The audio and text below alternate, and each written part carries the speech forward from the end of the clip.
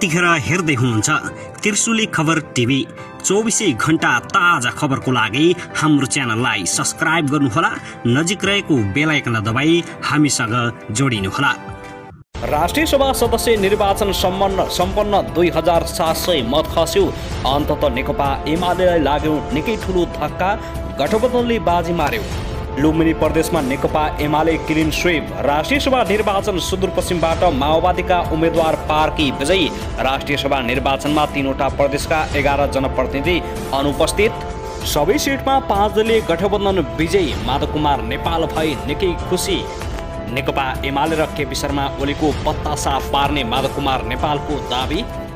राष्ट्रिय निर्वाचनको मतदान सुरु हुन साथ सिके राउतका कार्यकर्ता बीच र प्रहरी बीच निकै ठुलो झडप। 8 जना सिके राउतका कार्यकर्ता घाइते, प्रहरीले गोली चलायो। राष्ट्रिय सभाको निर्वाचनमा सबै तहबाट गठबन्धनले जितेपछि नेकपा एमाले भई भावुक गरे यस्तो घोषणा। नेपालमा कोरोना संक्रमितको संख्या आज केही घट्दो। पछिल्लो 24 घण्टामा 8445 जनामा कोरोना संक्रमण पुष्टि। थप कोरोनाबाट 5 जनाको मृत्यु।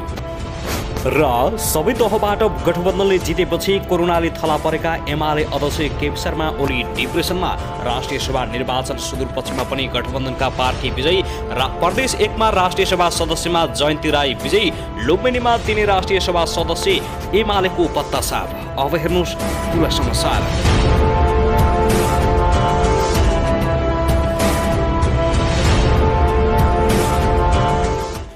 दर्शकबिन नमस्कार, तपाईलाई हार्दिक स्वागत छ हाम्रो च्यानल त्रिशुली खबर टिभीमा।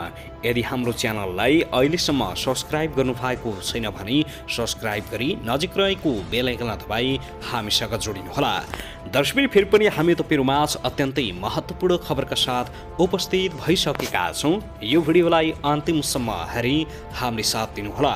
दर्शकबिन हाम्रो मेहनतको लागि एउटा सानो लाइक गर्न भनी नभुल्नुहोला। कहाँदेखि हेर्दै हुनुहुन्छ, के भन्न चाहनुहुन्छ, आफ्नो मनमा लागेका प्रतिक्रिया अवश्य पनि कमेन्ट गर्न नभुल्नुहोला। अन्ततः गठबन्धनले नेकपा एमालेको पत्ता साफ पारेको छ। सबै प्रदेशमा नेकपा एमालेको पत्ता साफ भएको छ। राष्ट्रिय निर्वाचनमा सबै तहमा गठबन्धनले जित हासिल गरेको छ। यसमा तपाईँ के भन्न चाहनुहुन्छ, आफ्नो मनमा लागेका प्रतिक्रिया अवश्य पनि कमेन्ट गर्न नभुल्नुहोला। दर्शकबिन आउनुहोस् अब पहिलो खबरतर्फ लागौं। सबैभन्दा पहिले कोरोना अपडेटबारे जानकारी गराउन चाहे। देशभर एकै दिन 8454 जनामा कोरोना संक्रमण पुष्टि भएको छ। स्वास्थ्य तथा जनसङ्ख्या मन्त्रालयका अनुसार गत 24 घण्टामा 20359 जनामा परीक्षण गरिएको थियो। यो अवधिमा 4433 जना कोरोनाबाट मुक्त भएका छन् भने थप 5 जनाको कोरोना संक्रमणबाट ज्यान गएको छ। त्यसैगरी सक्रिय संक्रमितको संख्या भने 90067 पुगेको स्वास्थ्य मन्त्रालयले जानकारी दिएको हो। जसमध्ये 1819 संस्थागत र 88248 जना होम आइसोलेसनमा रहेको एपिडेमियोलोजी तथा रोग नियन्त्रण महाशाखाका निर्देशक डाक्टर कृष्ण प्रसाद पौडेलले जानकारी दिएका हुन्। मन्त्रालयको नियमित प्रेस ब्रिफिङमा बोल्दै उनले हाल 251 जना आइसियु र 48 जना भेन्टिलेटरमा उपचाररत रहेको जानकारी दिएका छन्। दर्शकबिन त्यसैगरी बागमती प्रदेशमा राष्ट्रिय सभाको मतदान स्थलमा प्रदेश सांसदले नै निर्वाचन अधिकृतको कठालो समातेपछि लफडा भएको छ। गोपे मतदान केन्द्रमा माओवादी सांसद हिमाली गोलेले फोटो खिच्दा लफडा भएको हो। उनले फोटो खिच्दा निर्वाचन अधिकृत दिल्ली रत्न श्रेष्ठले मोबाइल खोसेको भन्दै नेकपा माओवादी केन्द्रका सांसद राजकाजी श्रेष्ठले निर्वाचन अधिकृतको कठालो समातेका छन्। अहिले स्थिति निकै ठुलो तनावग्रस्त बनेको छ। दर्शकबिन त्यसैगरी स्थानीय तह निर्वाचनको बहसले नेपाली राजनीति यतिखेर तरङ्गित भएको छ। शेरबहादुर देउवा नेतृत्वको सरकारलाई निर्वाचन आयोग र प्रमुख प्रतिपक्षी दल नेकपा एमाले मिति तोक्न दबाब दिएपछि राजनीति तरङ्गित भएको हो। यद्यपि गठबन्धनभित्र स्थानीय तहको निर्वाचनबारे एकमत बन्न नसक्दा चुनावको मितिबारे अलमल भइरहेको छ। नेपाली कांग्रेसका वरिष्ठ नेता रामचन्द्र पौडेल नेतृत्वको उच्च स्तरीय राजनीतिक समन्वय समितिले स्थानीय तहको चुनाव निर्वाचन सम्बन्धी संविधानसँग बाजिएकाले कानुन संशोधन गर्नुपर्ने सुझाव दिएपछि देउबा झन दबावमा परेका छन्। नेता पौडेल स्वयं तत्काल स्थानीय तहको निर्वाचन गर्ने पक्षमा छैनन्। एमालेले संसदलाई बेकामे बनाएको भन्दै उनी पनि स्थानीय तहभन्दा प्रतिनिधि सभाको चुनाव गर्नुपर्ने पक्षमा उभिएका छन्।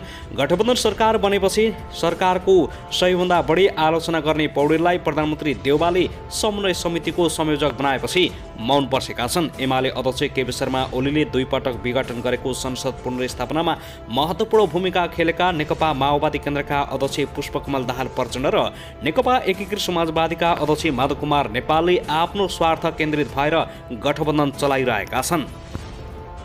दर्शकबिन त्यसैगरी राष्ट्रिय सभा सदस्यको 19 रिक्त पदका लागि आज भएको मतदान उत्साहजनक रूपमा सम्पन्न भएको छ। निर्वाचन आयोगका प्रवक्ता शालिग्राम शर्माका अनुसार निर्वाचनमा 2007 मत खसेको छ।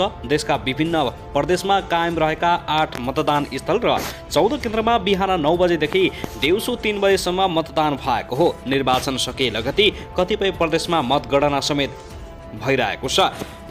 आगामी फागुन 20 गते नेकपा एमालेका 8, नेकपा एकीकृत समाजवादीका 4, नेकपा माओवादी केन्द्रका 4 र नेपाली काङ्ग्रेसका 3 राष्ट्रिय सभा सदस्यको पदावधि सकिने भएकाले ती रिक्त स्थानका लागि निर्वाचन भएको हो। सदस्यको पदावधि समाप्त हुन 35 दिन अगाडि नै निर्वाचन गर्नुपर्ने संवैधानिक बाध्यता छ। नेपाली काङ्ग्रेस, नेकपा एमाले, नेकपा माओवादी केन्द्र, नेकपा एकीकृत समाजवादी, राष्ट्रिय जनमोर्चा, लोकतान्त्रिक समाजवादी पार्टी नेपाल मजदुर किसान पार्टी, जनता समाजवादी पार्टी र राष्ट्रिय प्रजातन्त्र पार्टी उम्मेद्वार। त्यसैगरी यता भने लुम्बिनी प्रदेशमा भएको राष्ट्रिय सभा निर्वाचनमा सत्तारूढ गठबन्धनका उम्मेद्वार विजयी भएका छन्। गठबन्धनका तर्फबाट काङ्ग्रेसका युवराज शर्मा, नेकपा एकीकृत समाजवादीका राज्यलक्ष्मी गैरी र राष्ट्रिय जनमोर्चाका तुलप्रसाद विक, राजेश विजयी भएका हुन्। उनीहरूले नेकपा एमालेको रामदयाल गुप्ता, भारतीय खनाल उपाध्याय र कृष्ण सुनारलाई पराजित गरेका छन्।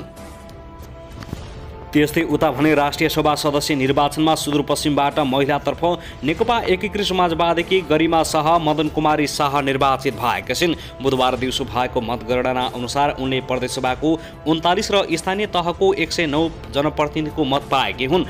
उनकी प्रतिद्वन्दी नेकपा एमालेकी उम्मेद्वार सन्तोषी कुमारी थापाले प्रदेशसभाका 12 र स्थानीय तहका 64 जनप्रतिनिधिको मत पाएकी छिन्। निर्वाचन आयोगले शाह निर्वाचित भएको आधिकारिक घोषणा भने गरेको छैन। सुदूरपश्चिम प्रदेशमा अन्य र दलिततर्फका उम्मेद्वारको मतगणना भने भइराखेको छ। दर्शकबिन त्यसैगरी नेकपा एकीकृत समाजवादीका अध्यक्ष माधव कुमार नेपालले आज निर्वाचन भएको राष्ट्रिय सभाका सबै सिट सत्तारूढ गठबन्धनका उम्मेद्वारले जित्ने दाबी गरेका छन्। पार्टी केन्द्रीय कार्यालयमा आज आयोजित कार्यक्रममा बोल्दै अध्यक्ष नेपालले 5 दलीय गठबन्धनबाट उठेका उम्मेद्वारले जित्ने र यसबाट नयाँ तरङ्ग पैदा हुने बताएका हुन्। आज राष्ट्रिय सभा सदस्य चुनाव भइरहेको छ। गठबन्धनबाट उम्मेद्वार छन्। हाम्रै पार्टीकै 5 जना उम्मेद्वार हुनुहुन्छ। उनले भने हामीलाई आशा छ सबै पदमा गठबन्धनले जित्छ र त्यसले तरङ्ग पैदा गर्छ। रिक्त 19 पदमा भागबण्डा गरेर गठबन्धनले उम्मेद्वार उठाएको थियो। 19 पदमा नेकपा एमाले पनि उम्मेद्वार उठाएको थियो।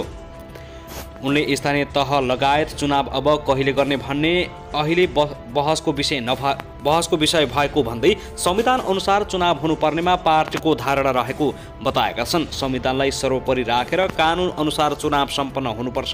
उनले भने एकैपटकमा 3 तहको चुनाव गर्न सके झनै राम्रो हुन्छ, खर्च जोगिन्छ।